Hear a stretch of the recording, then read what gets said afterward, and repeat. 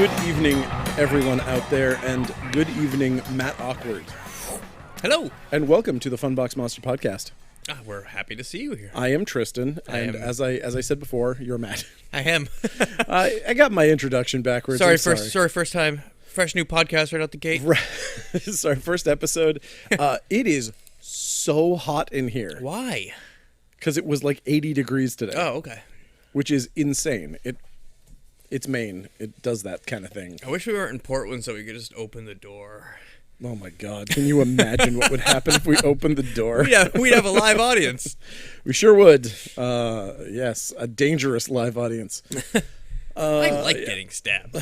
Me too, don't we all? Yeah, so today we're going to be talking about Brainscan. One of my faves. Yeah, this is a fun one. And we're also watching it, not that this is evergreen, but this Friday on the Video Vagrants YouTube channel. Nice. This is our Friday night movie this week, starting at 7 p.m. Pacific, 10 p.m. Eastern. And you can live chat along with a bunch of people while we watch this together. And I'll be there myself. Very excellent. Yeah, this is a very dated movie. It chooses some things that are just like, you are going to be able to enjoy this in 1993 and never again. The technology is like it's really specific. I kind of love it. Yeah. I mean, what's funny about it is that the technology throwback really was actually hitting me in a nostalgia bone somehow. Oh, yep. It was very odd. Like his stupid computer shit. I was like, oh, wow. I love that stuff. Get the CD-ROM, put it in the magazine, put the magazine in the drive. Yeah. Damn. That's how you knew it was one of them special ones. And he's got that room that you only have if you're a kid in a 90s movie. You mean the bedroom that's bigger than my house? Yes. With a refrigerator in it and you gotta have enough room for feet. That was crazy. I love it. Yeah, so let's just get into it. Let's talk about this movie. Let's scan some brains, dude. Sure. So this movie starts off with one of the less interesting parts of the whole deal, his tragic backstory. We get the first of several flashbacks to an accident that our main character Michael has, where he was injured and really messed up his knee, and he occasionally remembers that when he's walking and occasionally doesn't. And his mother died on this this occasion. He does just lose that limp every now and then. Every now and then. He remembers the limp for about a quarter of the movie, I feel like. But maybe I'm being unjustly accusing. Furlong hater. You know what? I would like to get this out of the way. He is terrible in this movie. Yeah, I know. Like, you can't... There's no forgiving his acting. It is bad. Eddie Furlong had a lot of drug problems and had a lot of problems in his life, and he went through a bunch of shit, and he's sober and he's gotten out of it and he's doing really well. And I saw him at Chiller and he was really awesome and he looked really good. He looked like everything was coming back together, and I'm really happy that Eddie Furlong is pulling his shit back together. So I would just like to say that right out of the gate, that I like him and I want nothing but nice things for him. And he sucks in this movie. But here's the thing. The movie's awesome enough that I can look past Well, I mean, here's the other problem with saying that he sucks in this movie. Anybody else in this movie, and I probably wouldn't have enjoyed it. Like, it probably would not be anywhere near as enjoyable as it is. Because he gives a bizarre performance. Mm-hmm. He gives a performance because anyone else who... A demon... Essentially, a freakish demon materializes out of their computer in their bedroom, they're gonna flip their shit, and instead he's like, what? Like, when he sees him, he's just petulant. Yeah. Which is such an Eddie Furlong reaction to a situation of seeing just ungodly supernatural circumstances unfold in front of you. So I very much enjoy him acting badly in this movie. So he still has a charisma and a charm that cuts through the fact that his acting choices are bad. Yep. So there's that. All right. We get this weird wraparound here that I do not understand at all. It doesn't even make sense. So there's this thing with the dog. Yeah, I don't. Does the dog have the foot that's only supposed to be there at the end? Is this a time loop? Why would it be a time loop? He doesn't have the foot in the beginning. Yes, he does. He does? He does. Oh, I thought it was just there. I thought he was just... He's holding the fucking foot when in he the very runs across, beginning? in the very beginning. I can't answer that. I didn't think it was there. You know what? Maybe I'm crazy. Yeah. We'll check the tape afterwards. Okay. But man, I was 100% I mean, he sure had it it was in the there. end at the post-credit scene, but in the beginning, I thought it was just... He was just a dog walking around going, oh, I'm just going to look at Eddie's house for some ass reason. Yeah, I'm 99% sure he did. If not, then, you know, The dog doesn't even get a name in this movie, does it? We don't know anything about this dog. He's in the movie more than some certain characters. Yes, he is. And he acts better than certain characters. They really like that dog. I like that dog, Me too. too. Okay. Foot dog. So Eddie Furlong is all sweaty, or is it rain from the accident? We don't really know, but we see smashed glass and some of the scattered possessions from his mother's purse. We see Eddie Furlong's sneakered foot slowly crawling in the rain. Oh, what's going on? He's in the hospital and he's all bloody and his leg is all gross. He's calling for his mother. Then they put him under. It's not actually Eddie Furlong. It's a younger actor playing him, but it is our character. May I just say, I love the music in this movie. The main theme is so haunting. It's so good. Yeah. They do 100% rip off Nightmare on Elm Street in one scene, which was weird. I didn't notice. But it's still good. That was strange. But no, fucking George Clinton, amazing. Yep. Great choice. And well, the stuff that he does is like not what I would expect him to do either. Mm-hmm. Like he was doing stuff that was like not outside of his wheelhouse, I would have thought. Yeah. And it was just perfect. Yeah. So, like some of those cues felt like a metal band did it. You know what I mean? Yeah. Like instead of like somebody who's known as a funk performer, and he does soul. This is not George Clinton, the funk Parliament. Yeah. It is George S. Clinton. Yes. It is George S. Clinton. That's not the same Parliament Funkadelic. Hold on, we're pausing right now. Yeah, I'm not wrong here. There's also two Brian Mays. Well, that makes perfect sense now. Thank you so much for letting me pause there. Yeah, no, that guy looks like John Landis or something. Okay, no, not the George Clinton. Yes, George Clinton is in Parliament Funkadelic. George S. Clinton is a film composer. He is not in Parliament Funkadelic. No. There are also two Brian Mays. There is a Brian May film composer and Brian May Queen guitars. So the thing that's weird is don't both of those people compose for film? Like haven't both of them done stuff for film? Haven't both like the rock stars done stuff for film? Probably. Or maybe again I'm just mistaking it because I just never looked it up. Weird. Okay, anyway. Next. Okay, we go to present day Michael Brower, who is Eddie Furlong.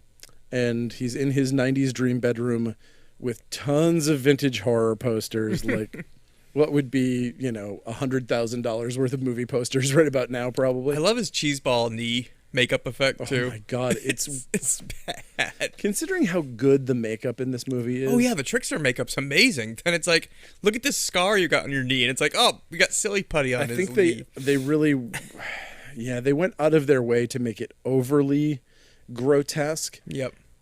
I don't hate it because I was just looking at something that was real that looked kind of like that recently, so I kind of don't hate it as much, but it's weird. Yeah. It's a weird choice to make it look like that because it looks like somebody went after it with like a rapier or something because it's like Zorro. Yeah, exactly. It's just got like crisscrossing scar tissue. It's kind of a random weird look, but so.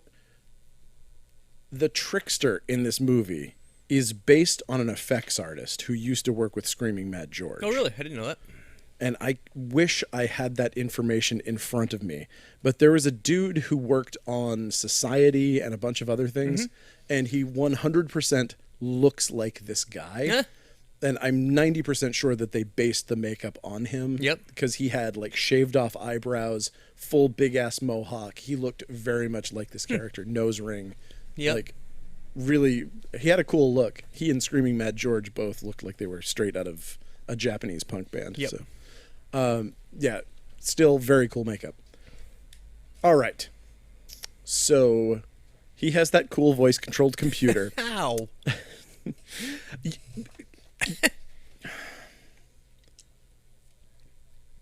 I don't even know how the phone works. Like, when Kyle calls him earlier, and he's like, Kyle's calling, master. And then all of a sudden it's just like, yo, dude, where you at? Hey. And Kyle's just like talking like, was that like an answering machine? Did Kyle hear that? Like, when did Kyle know to start talking? Like, because he starts talking before Eddie says pick up or anything. So this, I hate to say, this feels like something that I remember from this era.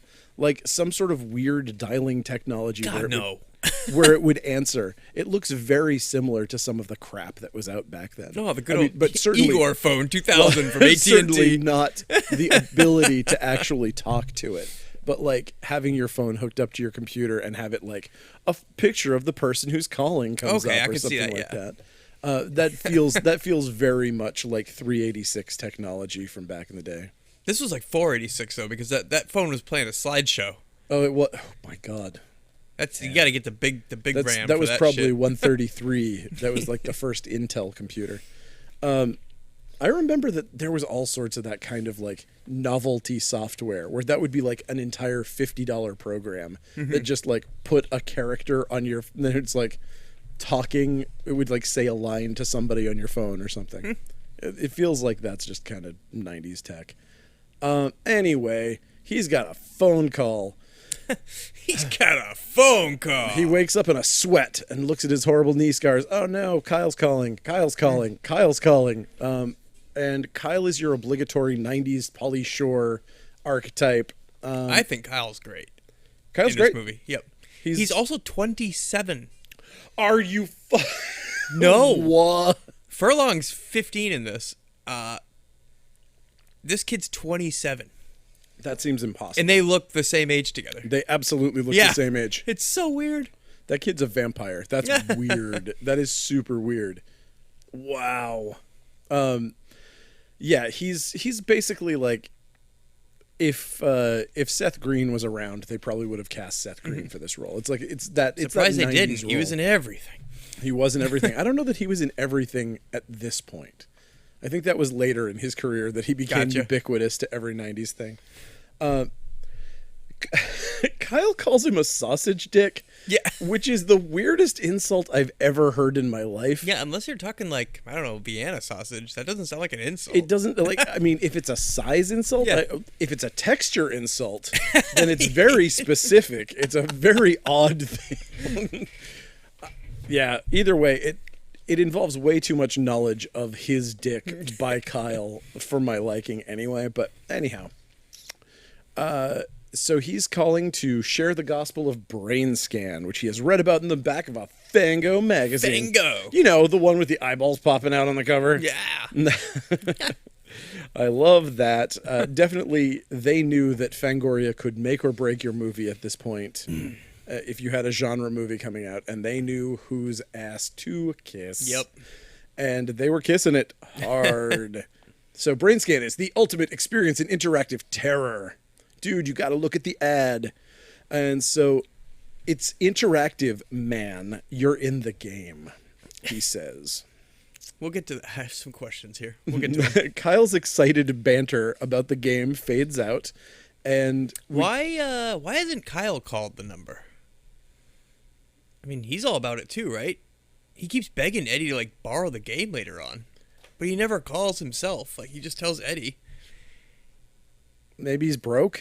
I don't know. He doesn't have to pay for it. When Eddie gets the game, it just like appears. And then he's like, can I borrow it? Can I borrow it? Like, why wouldn't Eddie just be like, dude, just call the fucking number. They magic you a game. It's a good point. Maybe he doesn't have a mailbox. They magic you the game. That's right, they do. I mean, it doesn't even feel like you need to put the game in. He's got a computer because he's asking to borrow it, so he obviously has what he needs. Why doesn't Eddie just say, like, call the number? I called and they magic me a game. Yeah. Yep. Because that would really screw this whole thing up. Yeah. Because, it would have almost made sense at the end, not to spoil the ending for anyone who hasn't seen it, but if you're listening to this, it's going to get spoiled eventually. Wouldn't it have made more sense if he had gotten the game and he was asking in the fantasy whether he was going to get it? Let's get this thing, blah, blah, blah. And then as soon as the fantasy turns over, he's like, oh, dude, you got to give me that game, because it would screw everything up if he had the game. But in real life, he might have been playing the game. Gotcha. It also seemed, maybe that's just too convoluted. It also bothered me that he was the witness on the second one, because I don't really feel like he saw anything. Like, That seemed like a weird kill all around. Yeah. Like, he knew he had the game, but that doesn't mean you murdered somebody. Like, he's not a witness at Well, all. No, he's not a witness at all, and also but he's called that because we don't see him killed. We don't know what's going on with Furlong. Like, because he doesn't. That's one of the ones that just cuts away, right? He just we never up, see any of that. Yep. And he's like, "Oh man, what did I do?" So we're like, "Well, I got my friend's necklace." Yeah, but I was you remember killing the first person. Yeah, I was too lazy to cut a foot off this time. I just grabbed a charm bracelet. I feel like there's probably some sort of explanation for this that they're leaving out. That's probably just like, "Oh yeah, I needed to get in your brain, and then from there on, I was in control or whatever." Or maybe they didn't care because it's a fucking video game. Either way, it's a great out for any scriptwriter. If everything is a video game, then you can just say, well, they wrote it poorly, not me. Yep. It's the game. So his very excited banter starts fading out as we get that fake Nightmare on Elm Street theme, and we look out the window, and he is peeping on his next door neighbor. And not just peeping, like dragging out the fucking camera peeping. This is like felony peeping. Yeah, oh yeah. And it's not like oops, I caught a glimpse of boob. It's, oh shit. Let me drag out all my recording equipment. It's like, yeah, if the FBI finds this, I'm going to prison for a really long time. So, yeah. And this movie has a very interesting out for this particular felonious sexual assault that he's committing. So it's not a dream? They're both avid watchers? It turns out that in this instance, they're both peeping Toms. Yep. She's taking photos. He's taking video. She's aware that he's watching. Yeah. And he's not aware. He's the only one who isn't aware. But once he sees at the end, he's like, oh, cool. Oh, cool. You've been taking photos of me while I was getting undressed or whatever. I was reading Fango. Well, yeah. The sexiest thing he can do is read Fangoria. Yeah. So that was my special move. Yeah, that's his centerfold is going to be him reading Fangoria.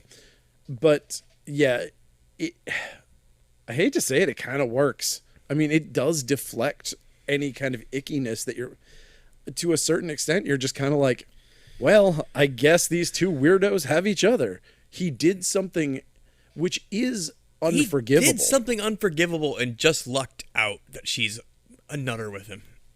Yeah. I mean, yeah. I guess it is kind of indefensible. Yeah. But in their try 90s to charm kind it of like way, American Beauty. Yeah. But it is super weird. Yeah. It's like, what a weird choice. Yep. Like, I can't even think of anything else that would even be this audacious to try something like that. But whatever. They deleted the scene where he turned around and then sent Kyle all the JPEGs of the video stills. Oof. Oh God, so much worse. Then they were like, "Don't let him do that. He'll look like a bad guy." No, of course. Okay.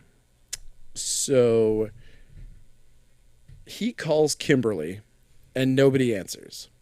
So he goes for the next best thing to interaction with a lady, which is calling Brainscan. No, she does answer, but he says hang up immediately. That's not how I read that. I read it that it was he just watching an old video. I thought the minute she picked up, he was like hang up. And no, hung up the phone. I think he hung up just as she picked up the phone. I don't think that he was aware that she had picked up, but whatever. Pretty unimportant. Either way, he knew exactly what he was doing. I thought he was watching her on a video feed that he set up with his camera during it. Yeah, I know. Jesus Christ. He's such a great hero. Can we just pretend that this part is part of the video game? He's as much as a good guy as Nutter from Homewrecker last week. Oof, yeah.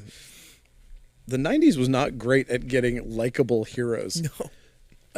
That was kind of a thing, wasn't it, in the 90s, to have like a super flawed protagonist where their flaws were kind of almost so bad that you couldn't like them. I mean, maybe I can think of this in Homewrecker. Can't really pull another one out that fast. Ash. Yeah. I mean, like, once the 90s came around and we got, it was 90s when Army of Darkness came out. It was. And they started painting Ash as a complete asshole. Oh, yeah. Yeah, I think there are more of those than you think. But okay. So he thinks he's leaving a message to Brainscan, but it's actually a real person. As soon as he's like realizes he's talking to a real person, again, we can't tell if it's the acting or just the character choice. He's just super dismissive. He's like, "Oh, hey. Yeah, well then." So you got the ultimate terror? Yeah, it's the ultimate terror. Fucking bullshit. Nothing's... God, the 90s, man. Like, what are you trying to do? Like, make yourself look super cool to a phone operator? Like, man, you don't know the guy. So you're the Brainscan. You just have this game. This probably sucks. I've probably played way better games. Because I've played them all. I've seen everything. You ever played Moon Buggy? Bro. Fucking rules. Yeah, no, he definitely is a dick. And again, for no reason. So he goes into convulsions because they brain scanned him, I guess. And a voice says, "The decision has been made and you will play Death by Design. The first disc will arrive in a few days," or something. He tries redialing and the number's busy because that's creepy. Yeah, and again, he didn't even have to pay for it. Nope. Next scene, we go into a room full of people watching that Leon Klimovsky movie, The Dracula Saga, which is insane, by the way. Is it? I've never seen it. They call it Death, Death, Death Part 2 for some reason. Which is a really funny gag, though. Is it? I thought so. Only because of the pause. If he just said we're watching Death, Death, Death Part 2, that's not funny. But the fact that he had the pause, and then he was like, Part 2, and then the teacher was like, "Oh, come on." Like, that's admittedly, that the Part 2 was funny. No, you're right. Okay. This also, a lot of this movie is just like a hodgepodge of things. Like, freaking A, Michael is totally like Terry from The Gate. You know, with the missing parents. This is the monster club at school. Yeah. And Mr. Feeny, who doesn't want the freaking... Yeah. They just, like, grab all these things. Of course. I mean, what I think is interesting is the way that they're like, oh, you know, Fangoria and, like, horror tropes, and we're going to talk about this stuff. They never make an actual reference.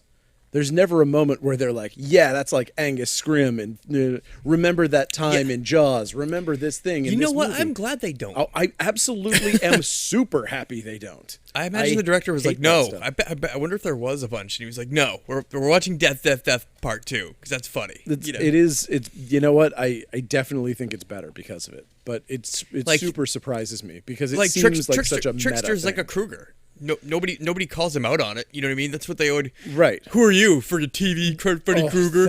Thank God there's no friggin' lines like that. Yeah. That nonsense bums me out. Same here.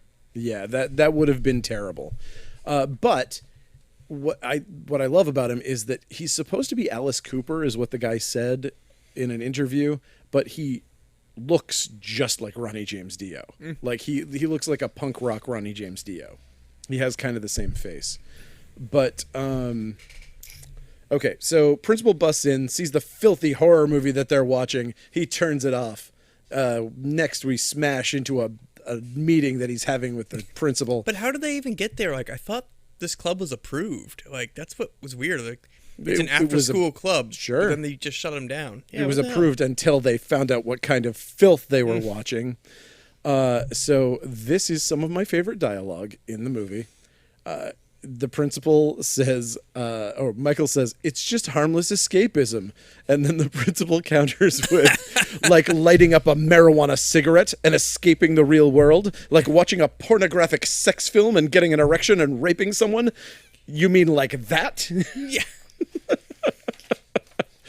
Oh, whew. Here's another question. Why doesn't Eddie just take his horror club to his house? It's enormous and nobody's there. Because they're doing it in an off period. Oh, it's not an after school? No, they're killing an hour of school. Oh, okay. Yeah, I mean, that's what he even says. I think the principal says, you know, the spare period is meant for enrichment or whatever. Oh, gotcha. I thought it was an after school thing. Okay. Yeah. So Furlong says that erections don't rape people. People rape people. You know, good point. So now the club is banned. Unless he can screen the next movie for content. Unless the principal can screen the next movie for content. Which is going to be a funny joke at the end. It kind of is. I like it. It's fine. Let's see. Michael speeds home on his adorable scooter. And sees, like, what? An accident? A murder? Like, this is confusing. Me, man. Okay. This was weird. It was just another opportunity for him to see... I wanted to call him Klaus Kinski. Frank Langella. Frank Langella, who is playing the police chief or whatever. He's the officer in charge on this scene. He's great at being an intimidating. He is great at detective everything. in this. He's so fucking good. It makes it even worse when he's in scenes with Furlong. There are a couple scenes where Furlong is up against him, and it's just like, ooh, man, could just put a board of wood in his face. It really could. Well, I mean, except that he does the Furlong. He does the thing where he goes from,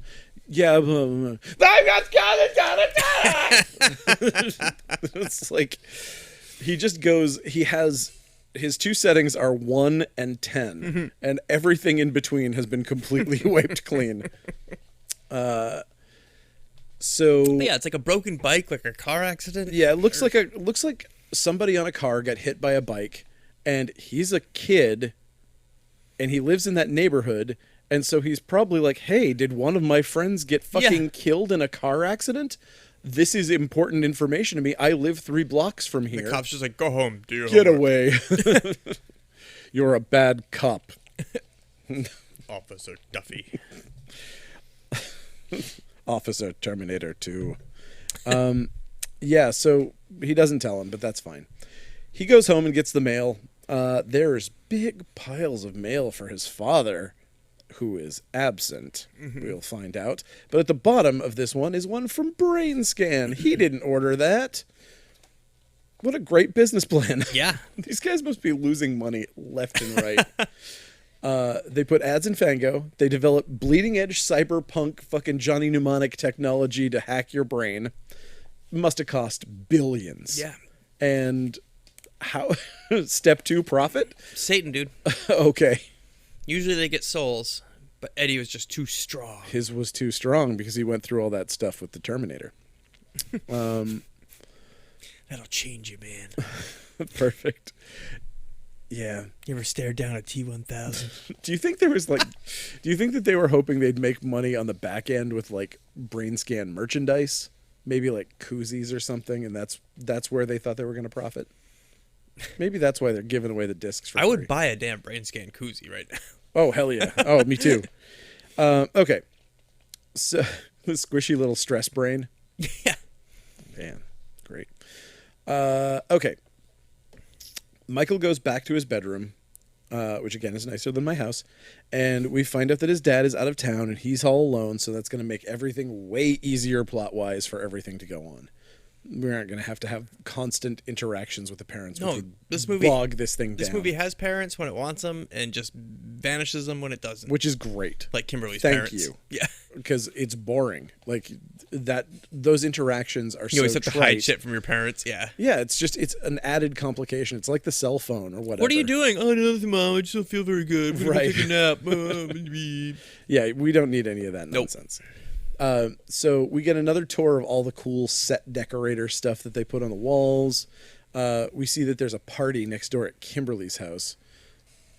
And he's like, "Ooh, look, a party," and like kind of grimaces like he's like Jimmy Stewart in Rear Window, and just like pulls down the blind. He's like, "I'm gonna be alone and weird. I'm gonna play a CD. How do you think? How do you like this? Yeah." They're all carrying a lot. That everybody down there is like in the pool. Your one small speaker upstairs in your room next door is really bothering everybody. It's such a teenage thing, though. Like, I don't know if that's how they meant it, but it's how it felt. Was like he really thought he was doing something, and he was really pathetic and sad. It does sound like something I would have definitely done. Yeah, actually, now that you mention it, yeah, exactly. Like it just feels like a dumb teenager thing to do. That you don't know how insignificant you are because everything is about you for at least 10 years of your life in that then time. You crank your Sony boombox really too loud and you're like, what do you think of that? It blows your ears out, but it's like outside there's nothing. Nobody can hear it. It's so good. Yep. Okay, so he dials 1-800-555-FEAR.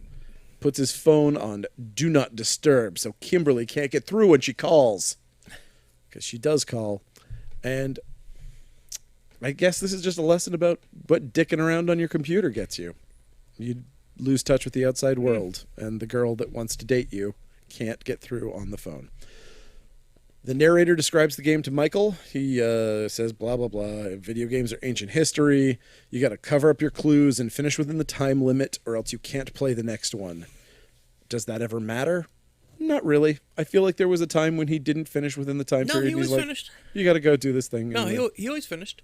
In the third one, did he finish? Oh, yeah. He never missed his time. No, I thought that he was like, aha, now I can, now he was you close, lose. But no, he did it. My problem with this is like how... Oh, that was the fourth one. Yeah, my problem with this whole setup is how was he expecting to play this game? Like, because like it's not virtual reality. He didn't have a helmet or anything.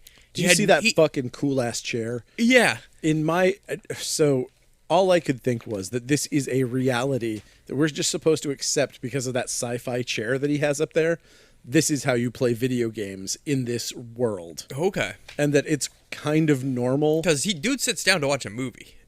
Exactly. Yeah. And that's what I'm thinking is because I think he's got this sci-fi chair and it feels like maybe we're supposed to be in a world. I kind of just wish we got a line saying something like he picked up his controller and the voice was like, oh, you don't need that.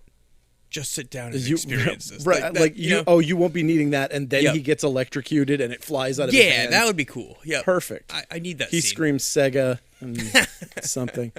Would be great. How could this not be a video game?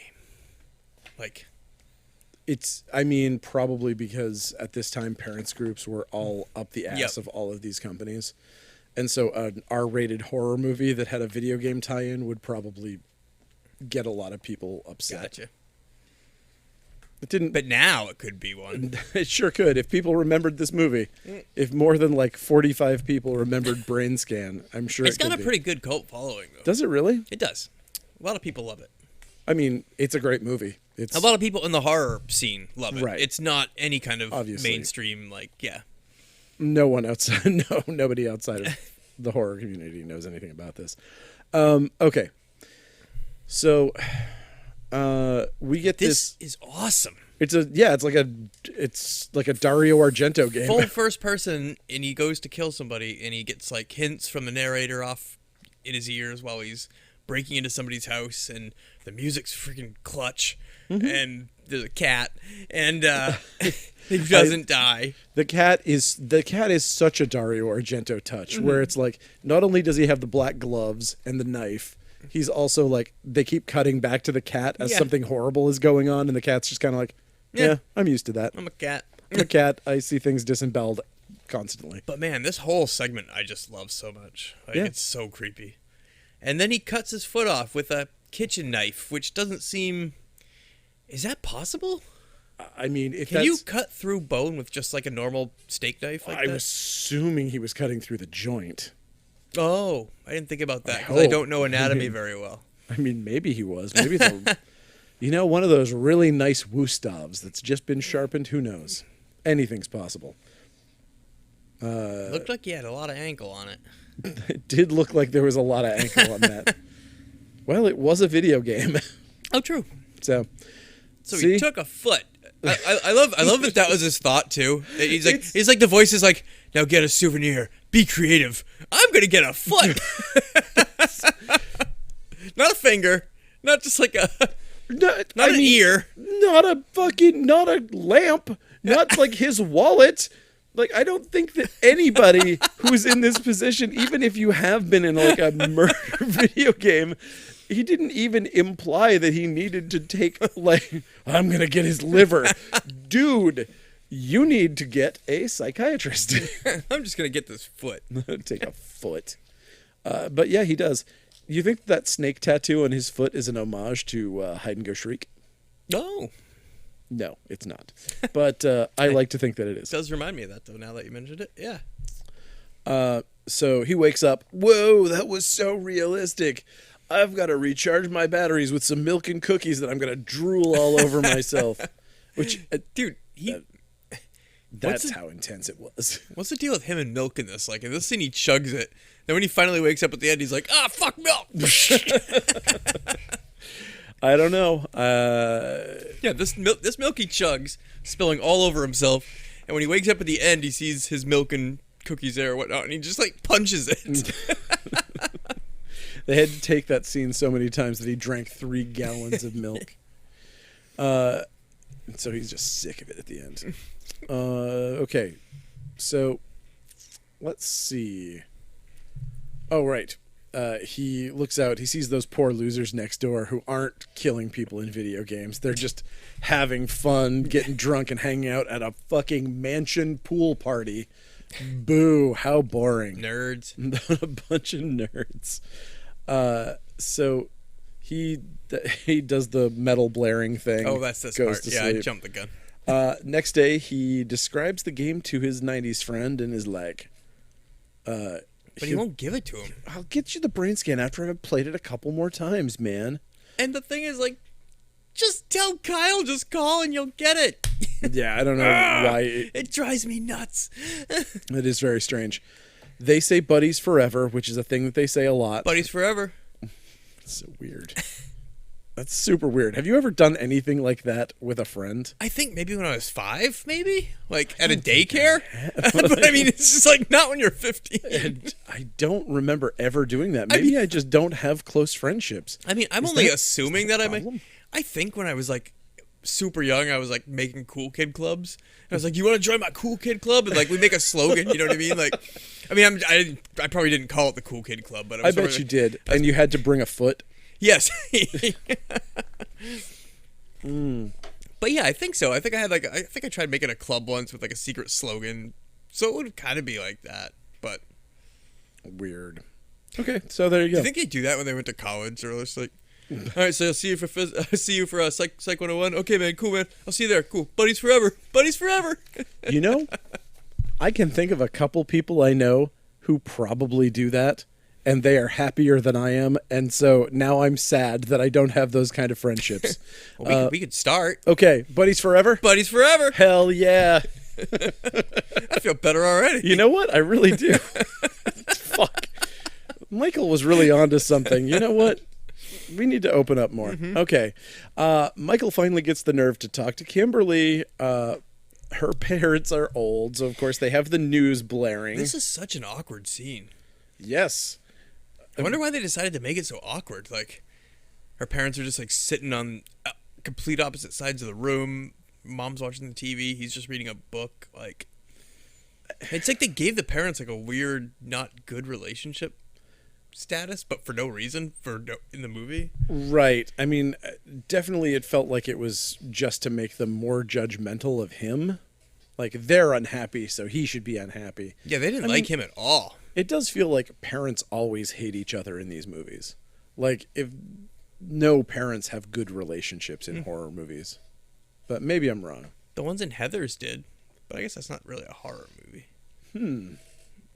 Oh, yeah, that's the ticket. Yeah.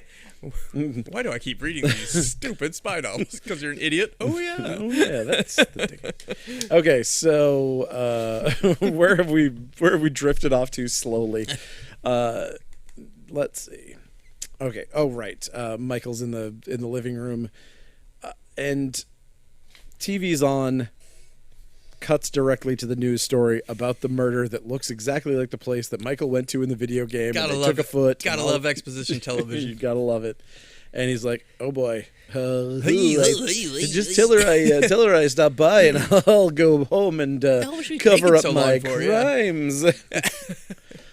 How to look fishy? Like, here to see Kimberly. Oh, I gotta go. Yep. Wait, what? Well, I mean, he was watching a murder show, and he had to go. Maybe he had a murder boner. Who knows? He goes back to his room, goes to the freezer, finds the foot. Then Brainscan calls him. So he's yelling at the program, and then Trickster comes out of the computer, and again, he's like, oh, finally, a representative. Yeah. And now I can really talk. About time. I've been on hold for so long waiting for somebody to come out of my computer so that I can yell at them. And he does. Well, we get to meet Trickster, and he's fantastic. He is. I love him. He's so undersold here. He doesn't get to do the thing that he should because of Furlong's reaction. Yeah. Because Furlong's reaction is so understated. If he had reacted like any other character in any movie, in the history of any movie. He'd probably be screaming and like climbing the walls. Screamed. Yep. He would have backed up against a wall and been trying to climb it. Exactly. And going, what? Oh my God! What the fuck is happening? What the? And we would have. It's like a kid comes out of this kid's TV on a weekly basis. It's like he has seen this so many times. And I told you I played all the horror games. You think this is the first one that sent the guy coming out of my TV? But there it is. Like, it makes me feel like maybe we're in a reality where different things are acceptable. I know that's not true. No. But it's a world just like ours. In a world. Only with sci-fi chairs, free video games, and people that come out of TV. I want that fucking chair, by the way. That thing is awesome. You know what? I feel like that was my takeaway back then, too. Like, when I first watched this movie, I was like, I want that chair. Oh, mine was the phone. I wanted that Igor phone. I was like, that is the coolest thing in the world. Imagine my friends calling me and being like, Igor, answer. Like, shit. That'd be awesome. It really would be. Like, also, that is another thing that is really on the nose about the script and about the way that Set Deck and, like, everybody who, like, really fixed this up, they knew what would make kids go, holy shit, like a 90s child would see this and be like, oh my God, this is the coolest world. And I'm sure that I did. I'm sure that when I watched it, I totally was just did. like, I remember loving the hell out of this when I was like 13. Yeah. So, where are we now? Oh yeah, Trickster came out. Right. Trickster introduces himself. He does one of my favorite parts where he flips through the CDs he has, calls them all junk, and then he's like, I never leave home without this, and he puts in the best band in the world, Primus, and dances all around and swings from the rafter, and Eddie is still just like, he's not surprised by any of this. He's just like, no, cut it out. He shuts the Primus off on him. This is like we are at a scene from Drop Dead Fred, 3/4 of the way through the movie Drop Dead Fred. Where you've already got accustomed to him. She's accepted that he's in her life and wrecking stuff, and now he's doing another one of his pranks, and she's like, oh, okay, God, enough. Come on. What are you doing here? It's as though he has known this monster his whole life. There's weird. A reason for that. It's him. Maybe that's why. Maybe that's it. But he doesn't know that. He doesn't know shit. Also, it's not real. So, I don't know. That explanation doesn't make sense and doesn't work for me, but that's okay. Okay. We get some requisite Freddy dialogue. He needs to hit that scene where he's like, you know, oh, whatever, you could poke my eyes out, you could break my fingers, you could do this thing. So he does a bunch of gross out stuff. It's such biting the Freddy. Oh, absolutely. Hey, Nancy, watch this, or tap. Oh, I cut my finger off. Aren't I cool? That part always pisses me off. I know it's the infancy of Freddy, but it's always just like, hey, watch this. Okay. Cool story, bro. With that, it's almost like he did that and he's like, oh shit, I was gonna do something cool, but I did. Oh God, can you get me oh no, I'm passing out. I'm gonna redeem myself by making my arms go really long. Oh God, finally something that won't make me laugh at Freddy. Big long goofy arms. Oh Freddy, come on buddy. He grew into it. He grew into those arms. Now he's 26 feet tall. Okay.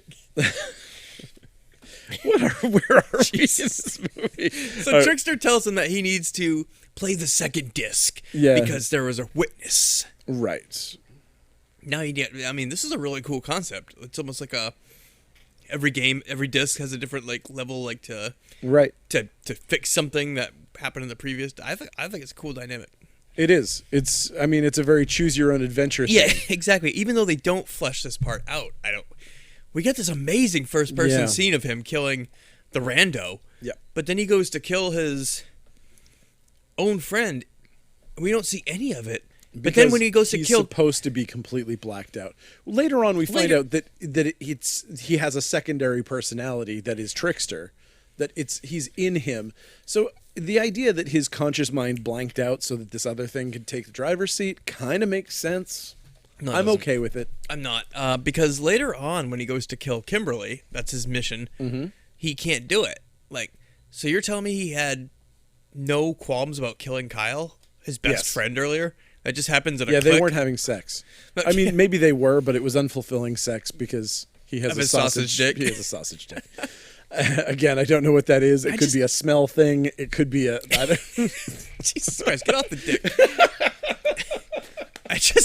I just think this scene feels rushed. Like, they just skipped a giant chunk. Yeah. Because you see every other... But, well, if you see him kill Kyle, it ruins the whole thing. Like, you can't have sympathy for him if he's like, oh, you were a witness, I have to murder you. It has to be that he does it unconsciously. It's the only way that he gets away with it. Because otherwise he's not sympathetic. Okay. You know, like, if he's like, oh shit, I am covering up my own crimes by murdering people, and I know that it's real, that's not great. Okay, and he's as surprised as I am by the fact that Kyle's a witness. Yes. Yeah. Yeah, I mean, because Kyle really isn't a witness. I know, that nothing part that he saw made... Yep.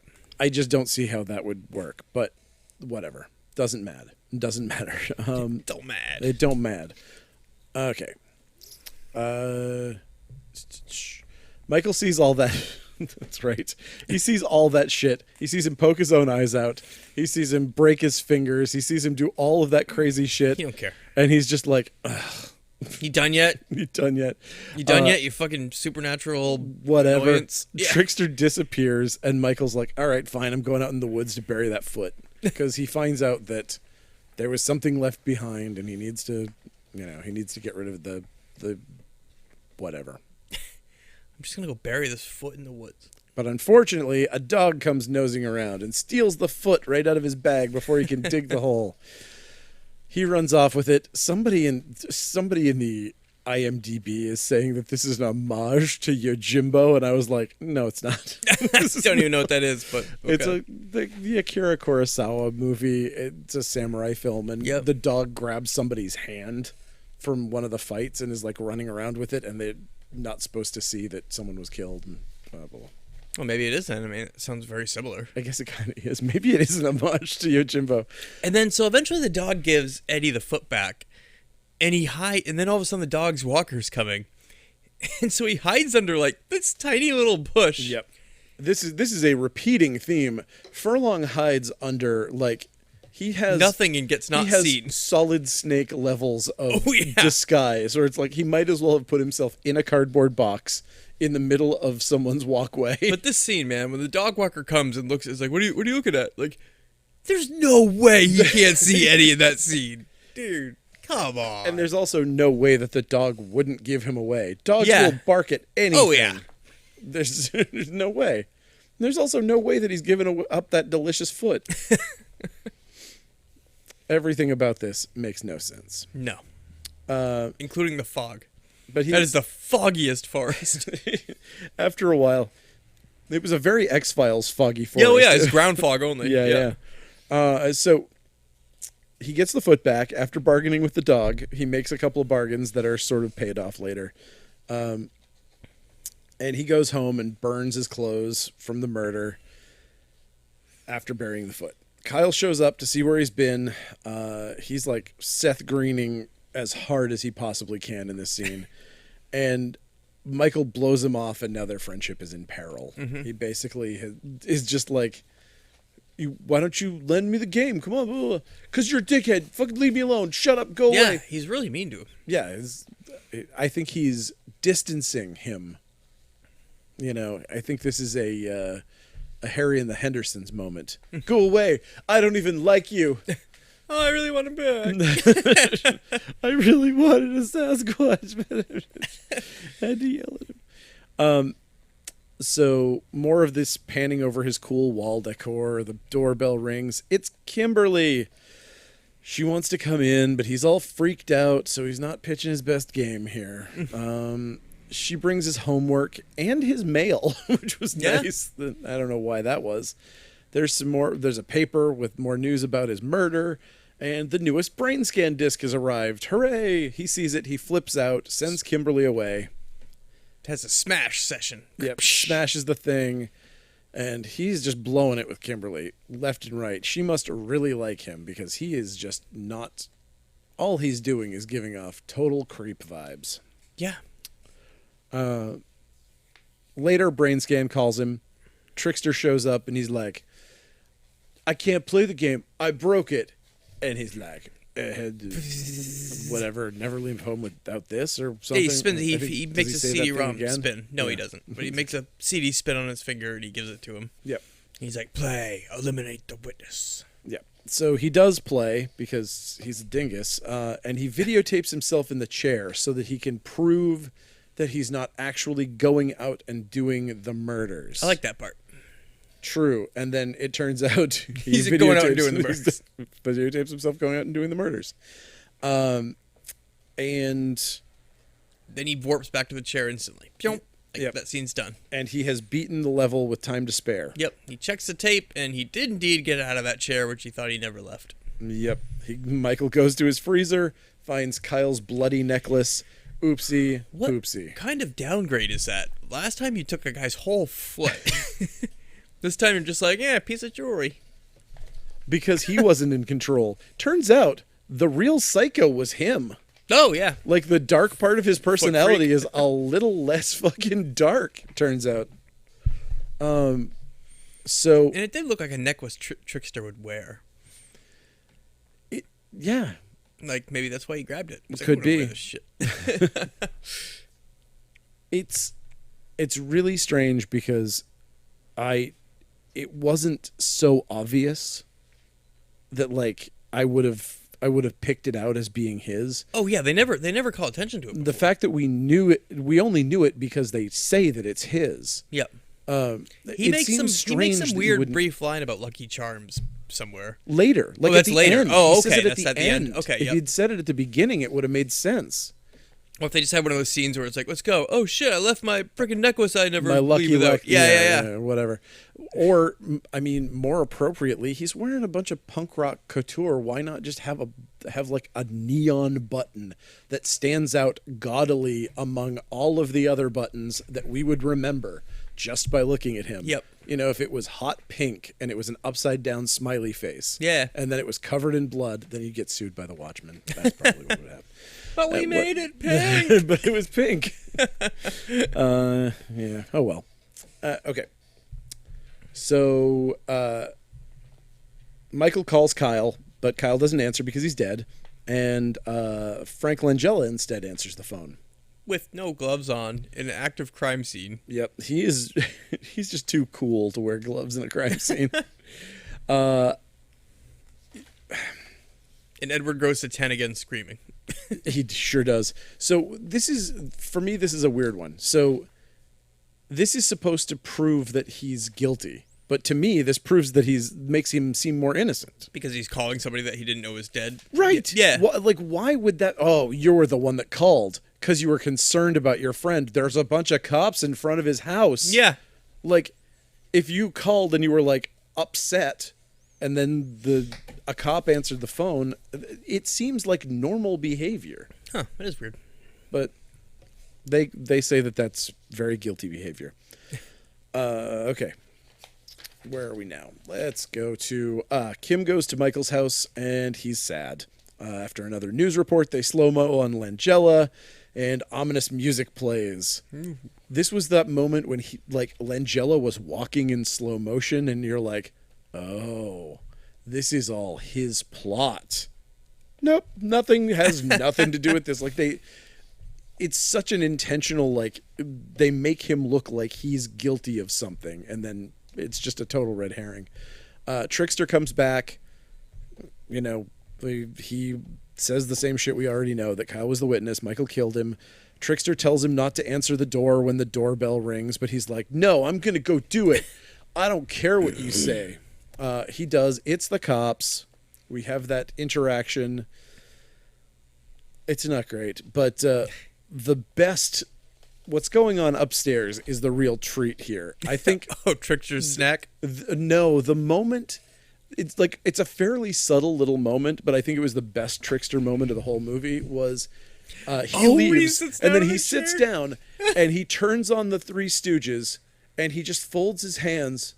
and he watches it really solemnly. Yeah, and he adjusts himself on, so he's like, "Oop, doop."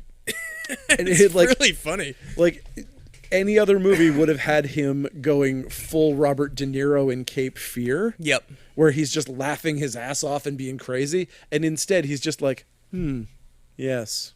It is very interesting. Stooges. Yep. There's 3 of them. Interesting. Great. Okay. So the cops grill him for a while, insult him a lot. They say that everyone at school thinks he's a freak. And that's pretty weird. Those cops are just like not good for your self-esteem. Those cops are bad for your self-esteem. Back upstairs, Trickster's doing the full 90s gross out eating scene that you needed for everything like this. I love it. He's eating a giant raw chicken. And then he's just putting mustard on everything. And then he's got like hot dogs and banana with mustard. Yeah. It's funny. There you go. It's 90s food. It's 90s food funny. It is. It's like the guy making the sandwich in that movie. It's like, look, I've got more food than I could possibly eat, and I'm going to put crazy stuff on it. This is funny. Because I'm a weirdo. Look at me. I'm a crazy weirdo. Hey, it works for me. So the whole chicken was a little much. Because he couldn't bite into it, so it looked super fakey. Yeah. Which I think was problematic for that. But whatever.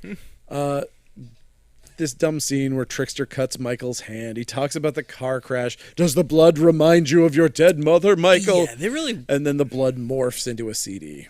They really hammered that home with no point, really. Yeah, it doesn't feel like there's much payoff. Your mom could have just left. Like none of that really matters. But it certainly explains why the dad is distant and everything is fucked up. So I guess at least there's that. But you don't need to just constantly hammer it home. Yeah. It seems unimportant. Okay, but now we get this scene where he's like, I'm not going to play the fucking game. Because it seems like every time I go into the game, I kill somebody and I don't want to kill anybody. And he's like, guy, my name is Trickster, and you can trust me. They call me Trickster for a reason. It's because I'm trustworthy. So trust me, you're not going to kill anybody. This time, totally, this is just a stealth mission. This one, yeah, it's like you're just gonna creep in. You gotta grab one thing, get out. You just gotta dust. You gotta cover your footprints. Dust off. You left muddy, limpy footprints in the mud. Yep. Because by the way, you have a limp. Yeah. Don't forget about that. Oh shit. Ow. Oh, right. I mean, it doesn't hurt anymore. My leg. I mean, my arm. No, my leg. Yes, my leg. Drag it now. Yes. Drag it. Yeah. So Trickster leaves, goes into the TV. He finds out about the footprints, blah, blah, blah. We get a nightmare here, which I don't really... This scene came out of nowhere and has no reason. Yeah. He's just like making out with... seriously, when you watch this movie... It seems so jarring that you're like, did I miss a scene? Did something get cut out? It's as though this was edited wrong. It goes straight from you got to go there, do this scene, to boom, I'm about to have sex with Kimberly, and then she turns into the foot guy. It's like, okay, and then he wakes up. The only way it makes sense is if the game has a level where you start making out and then wake up, and then he's still in the game, and he just woke up, and now he has to go play the game, and it's stupid. Nobody likes that level. It's very bad. No. Yeah, it's really weird. Doesn't work. I don't know what... Yeah. And you could lose that whole scene and nothing would change at all in this movie. It's really just there. It's dumb. And the movie is long. Like, there's no reason... It's already 96 minutes. You could easily cut that. Yep. You would lose nothing. So... Let's see.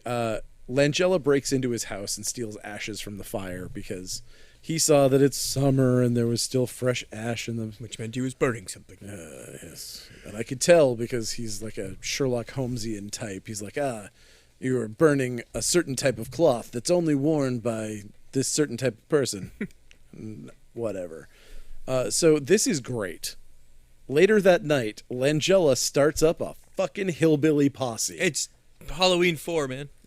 It's crazy. It's Halloween Kills. Why in the world would he do this? Because it's a neighborhood watch, because they're going to try to stop that killer. Because every night there's another person getting killed.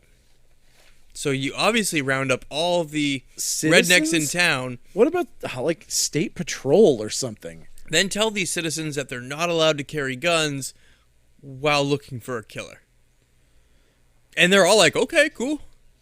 Well, we're going to anyway. Some of them are not so cool with that rule. It turns out. I still can't figure out that murder either. I couldn't figure. How is he responsible for that? Yeah. He's like, oh no, I killed someone. No, you didn't. Somebody shot somebody for no fucking reason. Yeah. Okay. A dude came around a corner and somebody shot them. You're not responsible for that, man. But I mean, the dude came around the corner with a gun. Yeah. The cop had a gun. Like, why was he even drawing a gun? He knew all these people were out on neighborhood watch. Like, they were all together. And he had a gun. He was like, police officer with a gun. Then the dude turned around and shot the guy that just said he was a police officer when he's working with the police. Like, what the... Yep. I would say is correct. So, now he does disc 3. He goes to the garden, rubs out his footprints. Inside Kyle's house, there's a cop dusting for fingerprints. Trickster calls him. I thought that's awesome. And says, there's an intruder in your yard. And Michael limps away, which was the first time I think I noticed him having a limp. But, it's also the first time I saw him running. Making fresh limp tracks. He literally goes the same direction he just came from. Fucking Michael. He's going to have a terrible score in this game.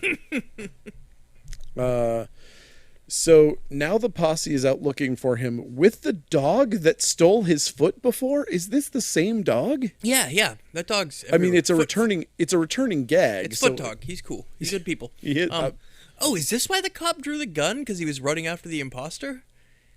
Oh, dude, don't ask me. Maybe Langella just didn't fill him in that, like, hey, I'm throwing together a lynch mob.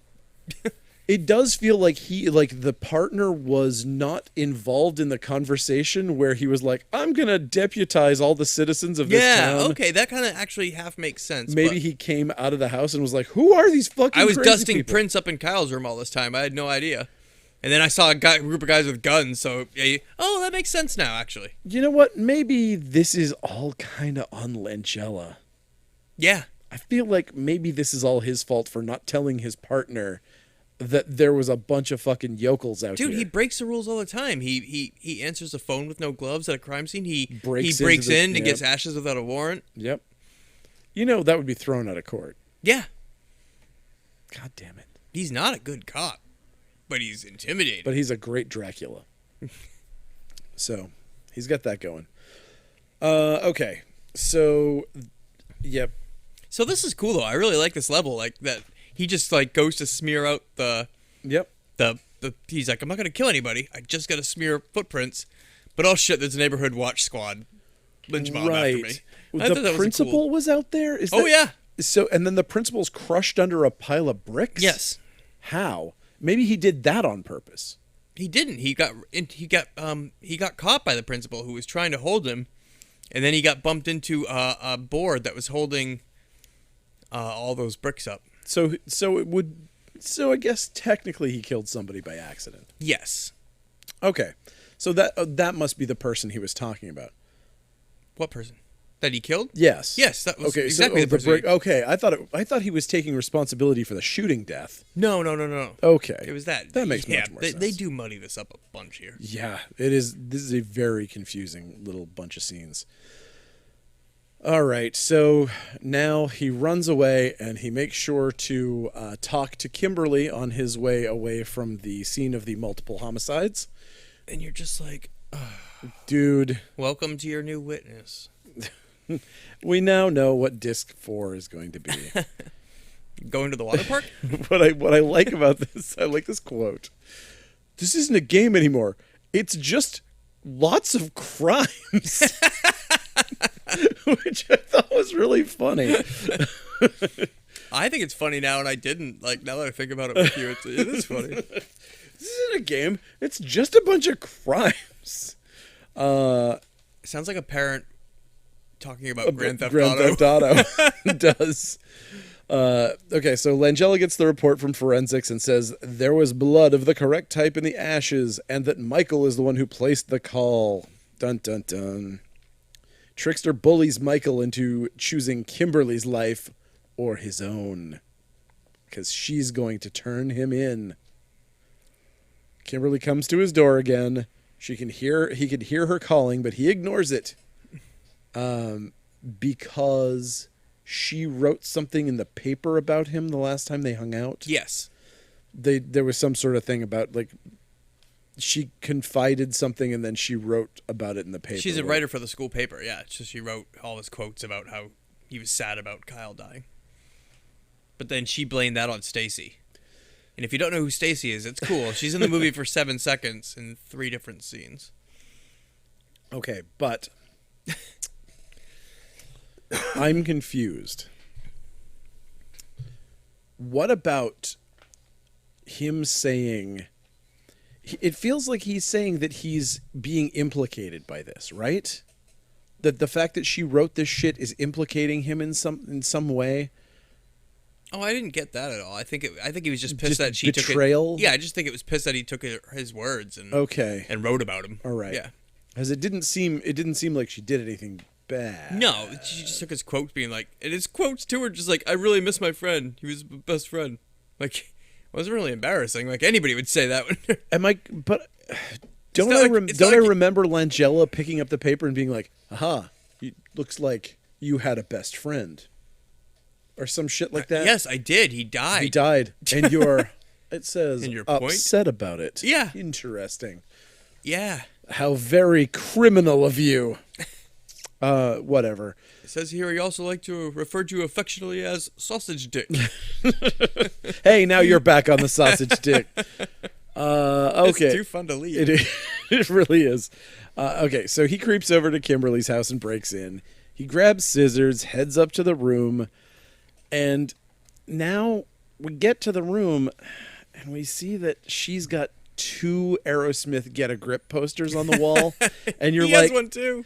Maybe it's okay that she, like, I'm not saying that murder's all right, but I can kind of relate to him now. I'm like, okay, she likes the Aerosmith Get a Grip album. Maybe that's why he's killing her. Anyway, he's standing over with the scissors and Trickster appears over his shoulder. This scene was originally way different. Have you seen any of the footage from this? No. So Trickster pops up. You know, he finally gets some balls and says, like, fuck off, and it starts attacking Trickster. Sure. Then they morph into this weird thing with all the effects. This was supposed to be like a thing, where they both morphed into a crazy body horror monster, and they built this whole monster. You can find it right on the YouTubes. Damn. And it looks like it'd be really cool. But then they changed it to just Eddie popping up with, I don't know, haunt attraction makeup on his face. Going, I'm bad now. It's like, man, what? Well, luckily they have an actor who can pull it off. So you can tell that he's bad because he's hunched over. Yeah. That's literally his acting technique is slightly talking like this and hunching over. It's like, well, seemed pretty bad. I got the hunch. Bad. Yeah.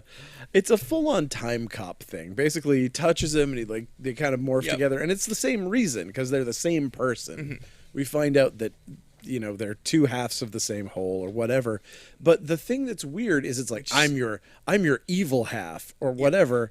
But he's there without his evil half about to murder this girl. Oh, yeah. So, I don't know. I don't know that works necessarily.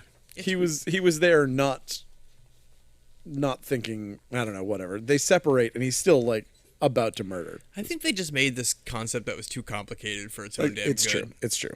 And they're like, it's really cool though. They're like same sides of a coin, like it's the alter ego. And no, I think they saw Time Cop and they were like, I want to do that thing where Ron Silver becomes. I want the goopy effects. I want 2 Ron Silvers to squish together. I want the CG goop. Is it Ron Silver? It is Ron Silver. Okay, I can't remember. Yeah. Boo. Yeah, this scene could have been so much more. It's funny how I look at this movie, though, in context in a way that I haven't. I've said this before, but I'm getting nostalgic for bad computer effects from the 90s. Me too. And so when they do this shit, it doesn't bum me out the way it used to. Like, it used to totally bum me when out. I watched this, I'm sure when I watched this movie, I was angry at the computer animation. I have been too before, too. Yeah, I was like, that looks so cheeseball. Like, It does. But then now you're watching it now and be like, I love that. Thank God you did it this stupid way that looks so fucking terrible.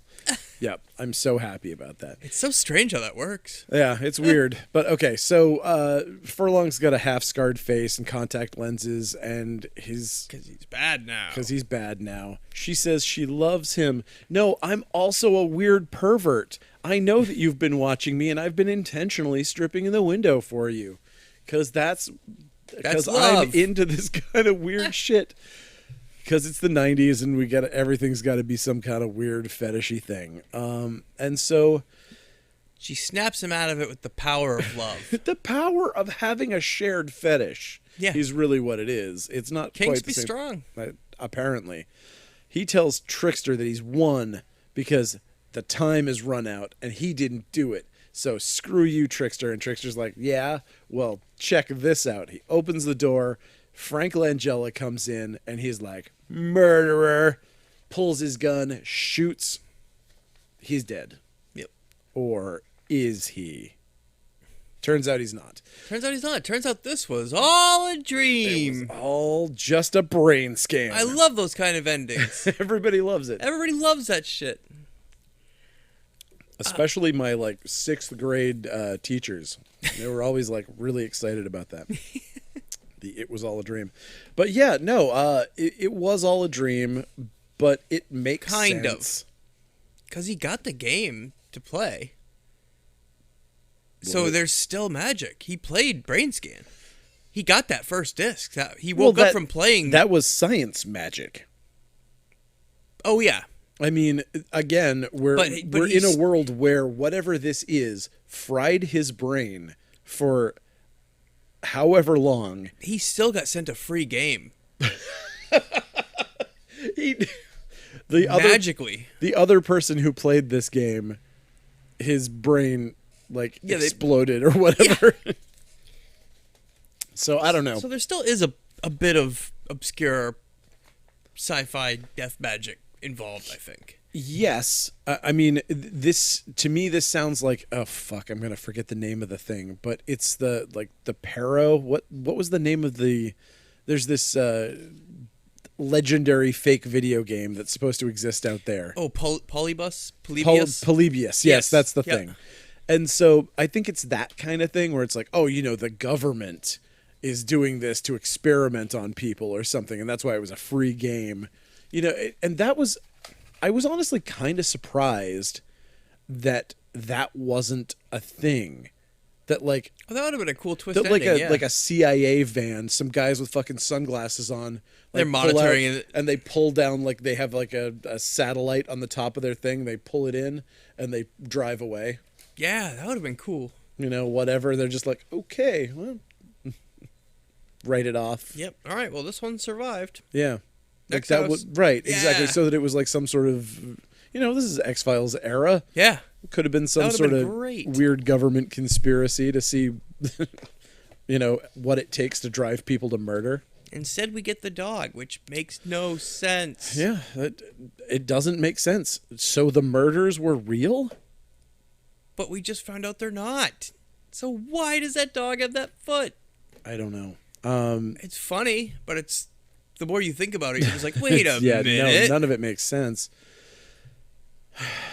Oh, well. Okay, so the game offers him some relaxation techniques to calm down. I thought it was funny. He's like, relaxation, how's this for relaxation? And just trashes his room, and it's like, boy, you really showed that game. The corporation. Yeah, pick up all your expensive tech equipment you just shattered. Yeah. And that milk. It's going to stink. So, whatever. Downstairs, Kyle is yelling for him. Kyle tells him that it's a good thing you didn't play Brainscan because somebody's brain exploded. I saw it on the news. Michael realizes this is the time to go visit Kimberly. He goes up to her room. Because that party's still going on. Because he's only been playing the game for like an hour. Yeah. Which is another thing. Like, so you can live like basically a lifetime in a day. Yeah. That seems like a great invention. Maybe use it for something other than murdering people. But yes, so he goes over, sees Kimberly, goes upstairs, and she's like, "Oh, it's not really a great time. Maybe later we could date." Which, okay. Okay. And she kisses him. But now I'll kiss you like we're dating. And then she leaves, and he stays in the room and finds all the photos that she creepily took. So it turns out that the plot twist that was in the game is the same plot twist in real life. Weird. How did the game know? It's Brainscan, man. It scanned his brain. Wow. It's so he knew on some level. He knew that she knew and was taking photos. Oh, man. This is great. But yeah, there you go. And then we get the coda to the whole thing, which is the little joke with, he goes to the principal and he's like, "I'm thinking of showing this video game I need you to approve it. To the horror club, and I need you to approve it." And behind him, Trickster's sitting in the principal's desk, laughing. Ah, ha, ha, ha, ha. But he also looked half pissed. Really? At the end. Trickster like made like a thing, but then like the movie ends with Trickster looking angry. Like I couldn't figure that part out. Nah. And then Trickster narrates the post-credit scene. Does he? Yeah, he pops back. He's like, "Wait a minute, aren't we forgetting something?" And then it shows the dog, but we're not because it didn't happen. Huh. Yeah, we're not forgetting something. We're not at all. No. I don't understand. Did I forget another witness too there, Trickster? But if the murders didn't happen and everything's fine and he didn't kill anybody, then there's no foot to be had. Then there's an extra foot somewhere. Somebody's missing the damn foot. Or he's got 2 extra feet. I don't know. I don't understand how this goes. It's like there's some sort of time quandary going on. Is it a multiverse? Those are popular these days. It could be a multiverse of dogs. Like just into the dogverse, into the footiverse. I don't know. It's I got nothing. Either way, it's funny because I used to think this was a perfect movie until I revisited it for this podcast and watched it 2 times in a row because I hadn't seen it in a few years, but I've always remembered loving it, and I still do love it. Me too. But it's definitely not a perfect movie like I used to think it was. No. In my head, it was just like, it's creepy. The music's amazing. Everything's awesome. And then I was like, all of a sudden, it was just like, wait a minute, why? Yeah.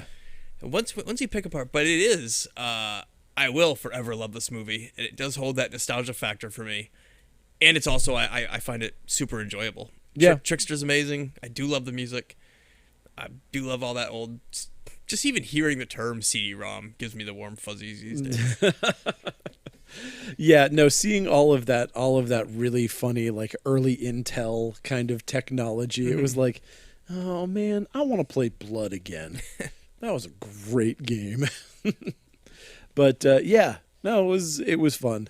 It was a romp. I'm glad that we brought this back and got to watch it again. I want to go check out Lawnmower Man now because it's been a long time since I've seen that too. That movie is hard to watch. I remember renting that along with this around the same time. Yep. I definitely remember the 2 of them being I remember there was like the Lawnmower Man, this movie, and Ghost in the Machine. Yep, Ghost in the Machine's awesome. I remember as being 3 movies that were like right around the same time. And I think Virtuosity too, or that might have been a little later. Yeah, I think. I mean, that was more action. It was this whole era where virtual reality kind of, was like a thing. Yep. Oh my God, Virtuosity.